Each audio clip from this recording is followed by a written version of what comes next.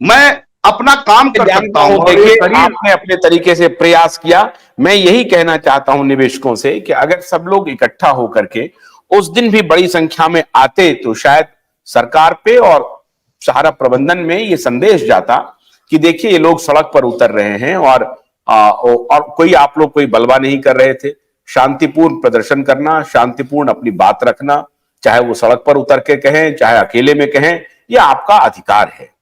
तो मुझे ये अपेक्षा थी कि इतने लोग हैं तो 5,000 10,000 लोग तो जरूर आएंगे, 5,000 भी कम से कम आएंगे, 1,000 2,000 भी लोग आएंगे, लेकिन इतनी कम संख्या में आए तो एक निराशा हुई। फिर भी आप ये मान के चलिए कि मैं आपका साथ छोड़ने वाला नहीं हूं। मैं तो आपके इस मुद्दे को दबाव के रूप में बना ही रहा हूं, बनाते ही रहूंगा तब तक जब तक कि आपका ये काम हो ना जाए। एक और इंपॉर्टेंट बात मैं आपको कहना चाहता हूं।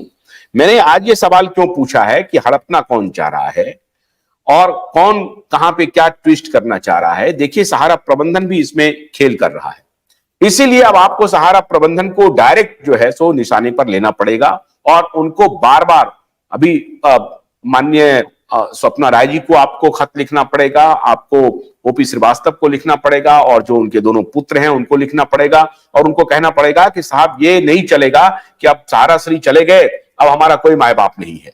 और आप ये नहीं कह सकते हैं कि सरकार इसमें इन्वॉल्व है। सरकार तो 25,000 करोड़ में से 5,000 करोड़ रुपए ही अभी बांटने में लगी हुई है, वो भी बटा कि नहीं बटा कोई पता नहीं है।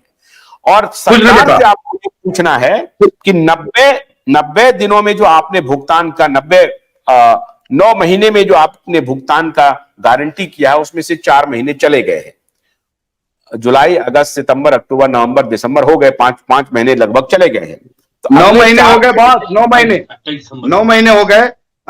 9 महीने में एक बच्चा जरूर पैदा हो जाता है, अगर वो कहीं ना कहीं तो नहीं हुए हैं। पोर्टल जब से लॉन्च हुआ है तब से 9 महीने नहीं हुए हैं। जुलाई अगस्त 9 महीने पूरे हो गए सर, फिर से देखिए 9 महीने पूरे हो गए। हम लोग कोई ऐसी बात 27 तारीख को 28 मार्च को हुए थे और 28 मार्च को ही उनकी पूरी सिस्टम क्रिएशन में आया था और आज हम जनवरी 12 जनवरी लगभग 6 जनवरी में बैठे हैं, तो 9 महीने से ऊपर हो गया है। तो भारत की सरकार फिर से ये कहती नजर आ रही है कि मैं पुनः सुप्रीम कोर्ट जाऊंगा। अरे भाई, जिस पैसे को, अच्छा सबसे बड़ी बात आशुतोष सर, मेरा न्यायपालिका के ऊपर भी प्रश्न है आपके चैनल के माध्यम से कि माननीय सुप्रीम कोर्ट ने 3 बेंच के 3 लोगों का पैनल बनाया था, उसमें एक रिटायर्ड जज भी थे। इनकी क्या भूमिका थी? आखिर ये लोग क्या कर रहे थे? सिर्फ तनख्वाह लेने आए थे? इनको उस हिस्से का तनख्वाह मिल रहा था कि उस पर निगरानी समिति में इनकी कोई महत्वपूर्ण भूमिका ही थी? क्या थे ये? हमको कुछ समझ में नहीं आया। अगर आप कुछ विश्लेषण कर पाए इस पे तो मुझे लगता है कृपा होगी, देश के लोग जान जाएंगे। अब चूंकि माननीय सुप्रीम कोर्ट का आने के बाद लोगों को लगता है कि माननीय सुप्रीम कोर्ट के खिलाफ हम अपनी बात नहीं रख सकते। अरे, इस देश की न्यायपालिका भी देश के संवैधानिक लोगों के हित के लिए आती है। हम सवाल तो सुप्रीम कोर्ट से भी करेंगे।